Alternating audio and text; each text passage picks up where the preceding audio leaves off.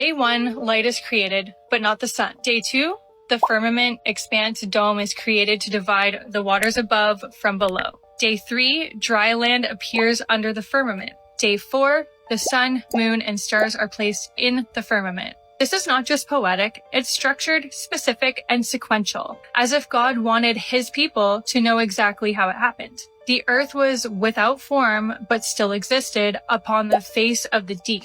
Many ancient cosmologies, Hebrew, Babylonian, Egyptian, describe a watery chaos beneath a firmament above. It's not just people trying to explain away how the earth came to be. This is literally God talking to Moses and telling him to write it down.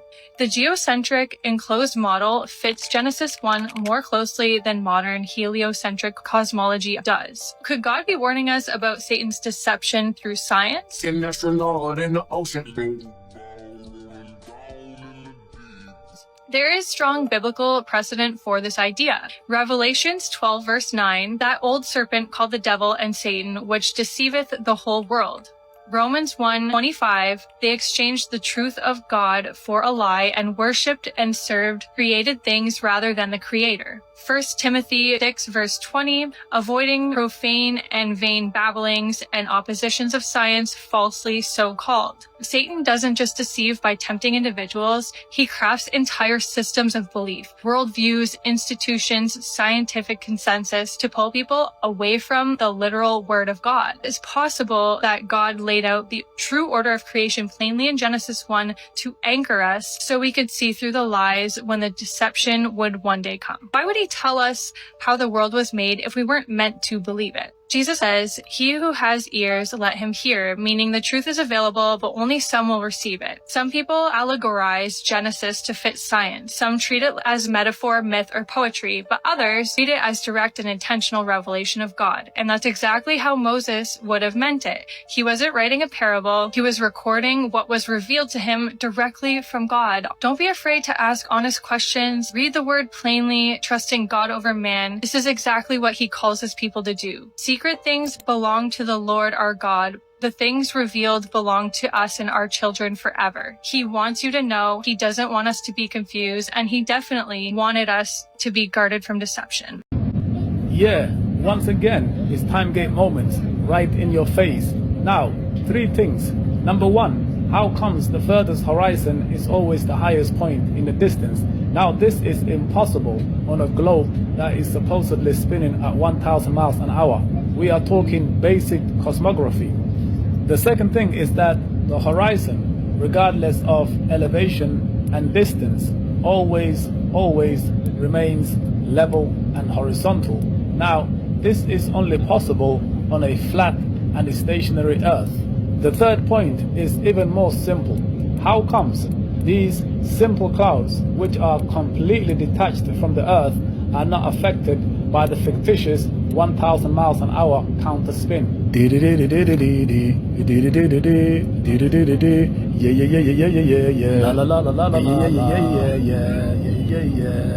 know the one thing about flat Earth that does trip me out?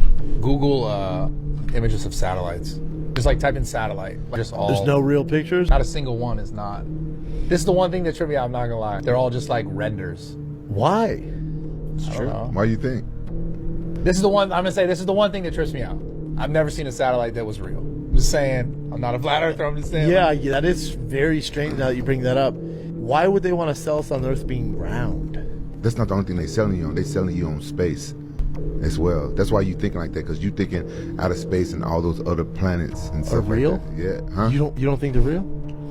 You don't think sun's real? No. Sun is real. The sun and the moon is real. Okay. But outer space is not. Well, then what is it? What are we It's doing? water. Over the firmament is water. Over the firmament he's talking. We're in the ocean right now? We under the firmament, under the dome, and there's water over the firmament. It says it in the Bible. Planets are wandering stars that you think about. So you think all that, like them going to Mars stuff is all... How they going to the Mars? Why they don't put the same rover on the moon so we can watch the Earth spin right now? How they gonna go to Mars? They're talking about building a society on Mars, right? Yeah. Why they doing that? Why they ain't got the same thing on the moon right now though? The whole thing is like we never went back to the moon, right? Yeah. Why not? Yeah, I know. Why people care if people believe in the Earth the way the Bible describes it? Why do people get so mad about that? Does the Bible describe it as flat? Yeah. It does? With the dome, the firmament, and everything. Why do people get mad at people if they just describe the Earth the way the oldest history book describes it? Yeah. So does this mean you think it's flat? Yep. You do? Yeah, I do. This right here is a Tartarian instrument called an astrolabe, and this helps you find the altitude of a celestial object. Also helps you to locate stars and constellations. Helps you tell the time from the sun and the stars. It allows you to chart horoscopes and planetary positions, all with extremely incredible accuracy. Here's the issue. The astrolabe is fundamentally built on the assumption that the heavenly bodies move around a stationary observer. Its design doesn't even come close to relying on a spinning globe model hurtling through space at millions of miles per hour. This beautiful instrument that our ancient ancestors used works by projecting the dome of the sky over a flat stationary plane. Can you really see something like this? The precision, the art, the quality, the craftsmanship, the sophistication, and think that we're the ones that are evolving? Or do you think our true history has been hidden from us and erased?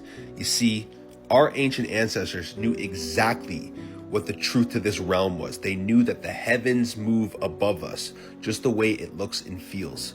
But the eyes are useless when the mind is blind. Peace and love. I am William Andres Lozada, a commercial pilot. I make videos for the internet, and this is one of the questions I get asked the most on social media. Spanish pilot claims that the Earth is flat. From above you can see, huh? Flat and stationary it looks. Flat? Yes. And doesn't it have some flattening? Can't you see it? No? That when they've already swiped the orbit. The curvature is seen when the camera is a fish eye, like the one used by the guy who jumped from Red Bull. Yes. There you do see the curvature, but if the camera is a normal camera, everything looks straight. How many are allowed to fly at the maximum altitude? Normally we fly at the maximum. The ceiling of the plane is 41,000 feet, which is 12 kilometers, 800 meters or something like that. But normally we fly at 35, 37, 15. The curvature. No, man, no. Let's see, I've flown with the Lear 47,000 feet. With the Lear, the private jet, which is about 13 kilometers, 600 or something like that, and still no. Neither. But, well, according to Neil deGrasse Tyson, who is the successor of Einstein, proclaimed by himself as the successor of Einstein, American scientist, the curvature should be noticeable from 15 or 16 kilometers. Okay. And you all, huh? With your feet on the ground, basketball in between, flat earth. Yeah. Why? Because regardless of the geometric shape of the earth, which could be a duad, a little globe, or indeed flat and stationary, the tendency of the flat earth is truth seeker. Seeker of the truth, beyond what they tell me on Antena 3 or on Telecinco or on Cuatro or on La Uno. I want to know what's behind, who pays for the ink, who pays for that lighting. My friend. Who's behind it, so they will never tell you. They will never tell you that they have passed the new national security law. They won't tell you this, not them. In which, if the state declares a state of emergency, they can take you and your assets. Today, from the beautiful port of Buenaventura, a city on the Pacific, I brought a thought, and it's that I've always questioned many things in life and always wanted to go a bit further.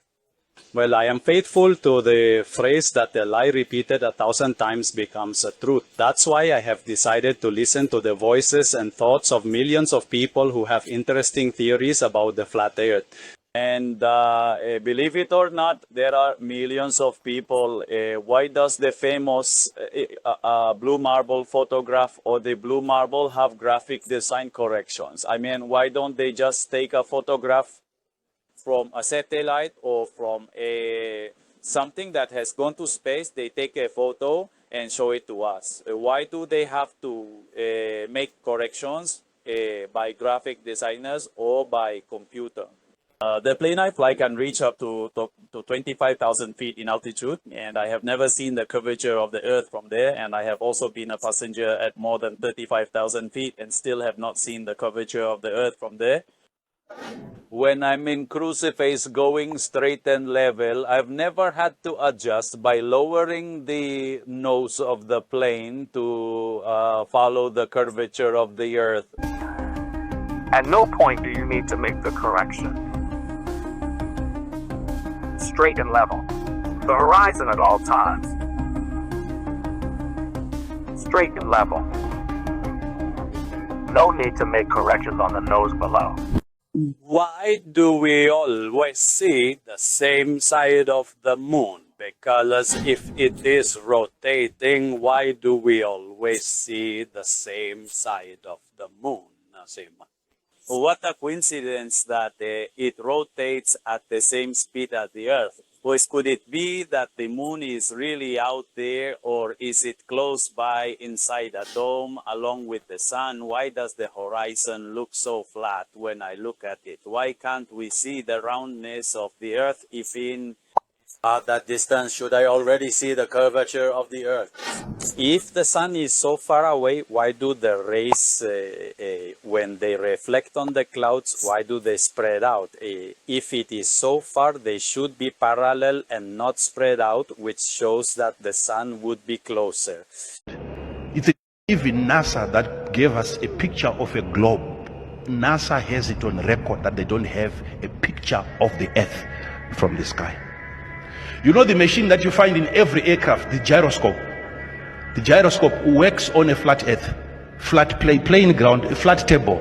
That's how that machine works. It doesn't work on a spherical object. It's in every plane. Ladies and gentlemen, I know people have different theories. All that you needed to do is to get into a helicopter, you take off, you wait in the air, let the earth spin, and bring America here and you land. Simple. That's it. It's so strange how from the sky a plane or even a helicopter can land on an earth that is spinning at 1,500 kilometers an hour. And there are markings on the earth, on the helipad, they mark. And you have to land on those marks, those white marks, on an earth. What makes sense to you today? You get into your kitchen, you take a plate, you put water. Those are the seas.